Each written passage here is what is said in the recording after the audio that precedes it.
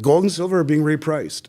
You can only manipulate a market, and it's not debatable any longer. It isn't, that the market has been suppressed by Western central banks for various reasons. Gold for one reason, silver for another. I argue gold because of something called Gibson's paradox, the inverse relationship between real interest rates and gold. This is how you support the illusion of strength of Western supremacy in bonds and currency, and the military-industrial complex needing wicked amounts of silver to make high-tech weapons. That's why they've suppressed it. And for years, no one ever challenged. No one stood for delivery. But many of the countries that, when I was a kid, were third world, such as China and India, are now leading the charge of physical delivery. And not only that, they are coordinated, they are motivated, they are sophisticated, and they are wealthy. And they understand that this is a rush to accumulate metal. And in an environment where paper prices dominate and rule and no one challenges the West, it's changed very rapidly to he who has the commodities, or she who has the commodities wins. And that's what's happening, and they do that through delivery. And it is overwhelming a system that has been rehypothecated, where the same contracts are sold over and over and over again. Easy to do when no one stands for delivery and you have enough money to write checks, but not easy to do when people say, yeah, no thanks, I'd like the real thing, thanks, and stand for delivery. Case in point, TD Bank, who's very short in the overall scheme of things in London and on COMEX, and they came out 3 weeks ago and sent a letter to all their investors saying, we believe silver's devilish blow off top, always framed in a negative connotation, has reached its peak and is heading towards $40, told everyone to short. We are going largely short, they say. We believe silver's heading to $40. They got stopped out at $92 at a huge loss to them. And these things, raising margins, rhetoric, negative rhetoric, telling everyone we're going short, lease rates expanding, none of this stuff, which always would have crippled the market as it did in 2011, it's not working now. And prices are just running. And people who have been ridiculed by friends and family, by financial advisors, what the hell do you want that stuff for? It doesn't pay interest, they say. Why would you buy that? Are finally being vindicated. And it's a lonely feeling, Charlotte. The people who come here like to talk because they finally have people around them who understand that they're like-minded and get it, and they can have real conversations. Whereas I go into Thanksgiving dinner, my wife says, don't you dare say a word as we're walking in the door, not one word, because I want to stay through dessert. She'll say to me, I'm okay, I won't say a word. But the point is, the public hasn't received the message. The people who have been here year over year have invested accordingly and have felt isolated, alone, wondering if they made the right decision, and to see what's happening now, which is a function of mathematics and logic, which always seem to work out over time. You can't hide from Mother Nature, nor can you hide from mathematics. You can run and you can inject variables and you can do all you can to evade, but just like Father Time, it catches us all, as does mathematics, as does Mother Nature.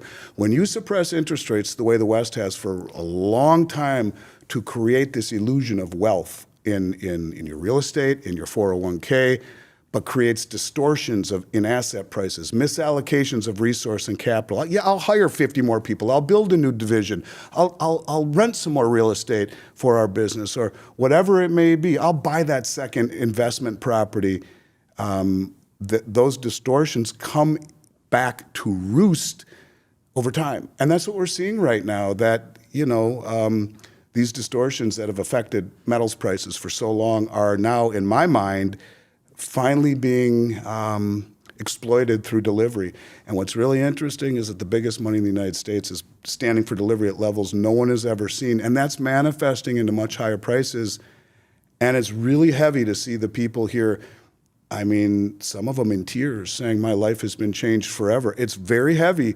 Like, I invested $300,000, a lady said, I was just telling you downstairs, she said, I flew here to meet you. In tears, couldn't speak, like she couldn't speak. And she said, I flew here to say thank you to you, that I'm a millionaire now since May, and I put my life savings in because I listened to you. Of course, it's being better than chased with pitchforks, but I will tell you, it's very surreal. I've done this for 36 years. I've been coming to these conferences for half that time. Not only is the amount of people here exponentially greater, but the vibe is surreal. And you know what? I just want to say to people, in a market that's moved as fast as this has, short-term caution is always prudent, right? Nothing goes straight up without taking a breather, but you can still coexist, that can coexist with long-term bullishness. And I am hugely long-term bullishness, but yeah, anytime things move to this level, got to be careful. But I'll tell you, to your question, it's so far different than anything I've ever seen. It's absolutely off the charts, and it's very surreal. Yeah, it's definitely a really interesting mood here. And I want to talk a little bit more about that repricing angle when it comes to silver, because we always ask our audience for questions before we come to these events. And that was one of the ones we got, is this a repricing moment? What does that mean? And I think it's interesting what you're just saying right now, because I'm also seeing people, now that we got to this triple digit level for silver, they want to take profits. And some people have been in for a very long time or selling at least some of it. So can you talk about that repricing and what that actually looks like? Yeah, well, it's being repriced in the respect that you're finally finding equilibrium between real supply and demand. Unfortunately, the market has been controlled by paper derivatives, where the ability of the Western banks, 8 of them, in silver, 8. One or two in Canada, 3 or 4, 2 or 3 in Europe, and 5 or so in the United States, have maintained the largest concentrated short position of any commodity ever traded in the 1,000+ commodities on COMEX ever. Let me say that again. The largest concentrated short position of any commodity ever traded on COMEX. Why? And to me, that's the first question. And the answer is, in my mind, because of the military-industrial complex. The West has ruled the world through strong military. The amount of silver needed in high-tech weaponry, from cruise missiles to F-35s to stealth bombers to submarines, nuclear submarines, all this stuff, and these really, really high-tech weapons now that are going Mach 3, Mach 5, whatever they are, the hypersonic missiles, the heat that is generated in the cone of the missiles is so extraordinary, the only thing that works is silver. And the military-industrial complex doesn't care about the price, right? Because if you need 500 ounces in a high-tech weapon, cruise missile that sells for $20 million, what the hell do you care what the price is? It's more along the lines of the rest of the world understanding how important and vital it is in everything, not just military, digital, electronics, you name it, let alone the monetary aspect of it. What I think the only thing people need to understand, and I will say this to you all, the only thing you need to understand is who the hell is standing for delivery every single month on COMEX, every month, for billions of dollars worth, billions upon billions upon, in December. It was the largest delivery in the history of the COMEX market for silver for a December contract, like 65 million ounces. So far in January, which is not a primary delivery month, we're over 40 million. So in the last 40 days, we've seen, 120 million ounces nearly stand for delivery. Who's doing that? A mint box of Silver Eagles is 42 pounds, 500 ounces. Who's buying 110 million ounces? And I think when you understand this, when you look at the deliveries off of the LBMA and the massive deliveries off of COMEX, what I would say to you is that the most well-funded, but more importantly, Charlotte, the most well-informed. People at that level don't do this for the hell of it, right? If you're dropping billions and billions, do you not think you know where it's going? Are you not really connected to the inside when you're spending that kind of money? And I would argue it's not a one-off. It's been every month since Trump won the election. And then what do you know? Silver is now a critical mineral, as now reclassified by the government. And what do you know? They just said, we will put state-sponsored price floors underneath all critical minerals within the next 90 days. That was a law that was just passed last week. That is to incentivize domestic mining of all of these critical minerals because, prices are where they are. If there isn't a floor at a high enough level, you can't incentivize domestic mining for things that are becoming harder to find. And then they just came out and said, now there is a proposal in front of the House and Senate. It's cleared one of the chambers. I think the House has to now pass the Senate, saying we need to build a strategic stockpile of all of these minerals. What you are seeing is not two brothers in 1980, the Hunt brothers, trying to corner a market where same environment, they see way more paper than bars, and they're supposed to be one-to-one. Well, wait, if I buy all these paper contracts, but there's not as many bars back there, well, what if we stand for delivery? What happens? Price goes way up.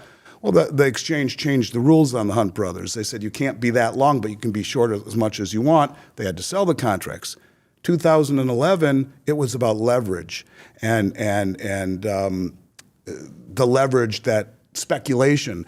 So what did they do? They raised margins a bunch of times. And if you raise margins on the COMEX, meaning you have to have more in a margin account than you did the day before, they keep raising until the people who are on margin are forced to sell, which drops the price, which begets more selling, and the price collapses. Didn't come back for 15 years. On Christmas Day, about a week before this year, they raised margins. On Christmas Day, you needed $21,000 in your margin account to hold 5,000 ounce silver contract. Silver was $60, roughly, on Christmas Day. The next day, they raised it by 30%. If you don't pay, we're going to unwind and liquidate your account. So now you have to put $47,000 in your margin account. $27,000 in your margin account. The reason I said 47 is today it's $45,000 an ounce to control 5,000 ounces. A company like mine will have 2 million ounces of silver at any given time. If it costs $45,000 to hedge my exposure, meaning the margin account means I short 2 million ounces on paper, on COMEX. I have 2 million here, I short. If the price falls by $10 an ounce, I'm down $20 million. I'm out of business. But what I sold short goes up by the exact same amount. But in order to maintain that position, I have to have $47,000 per 5,000 ounces. You have to have millions. That's before the gold, 35 or 36,000 for one 100-ounce gold contract. Well, what that does to the speculators, the people who might be very wealthy, but they're not wealthy like sovereign central banks, sovereign wealth funds, Tesla, Samsung, Sony, who don't play on margin, these people get shook. And all of a sudden they have to sell to cover the margin requirement. Maybe they have 50 contracts and they have 20 million in their margin account. And all of a sudden the price jacks way up on margin and the price of silver is moving up $7 on Friday. It's up right now, and just as the market opened in Asia, it's up $3. They're going to get margin called again. So they sell. The weak hands sell. They're forced to. And what happens? The big money who is not on margin comes in and says, yeah, we'll take we'll take the 50 million ounces of silver. Every single month for the last 15 or 16 months, between, 30 and 50 million ounces of silver are standing for delivery every single month. And ask yourself, who the hell is doing that? And where's the mainstream talking about this? Why do I have to scream about it every single podcast I do? This is so far unusual. It's 4 feet of snow in Death Valley in July. It doesn't happen. And all I can tell you is that that's all people need to know, because these are the most well-informed traders on the planet who are literally standing for delivery for billions upon billions upon billions upon billions of gold and silver. Don't tell the public. And the public doesn't know. The only thing they see is negative. It's overbought, the devilish blow-off, we're shorting, the top is in, and it keeps on going. And all I can tell you is that it seems to me this is being repriced, where you have assets now being repriced via sovereign demand by countries and nations who understand that it's not about dollars and promises from an insolvent country like we are, holding our treasuries. Instead, it's about who has the commodities wins. And that's what's happening. You can see it if you open your eyes.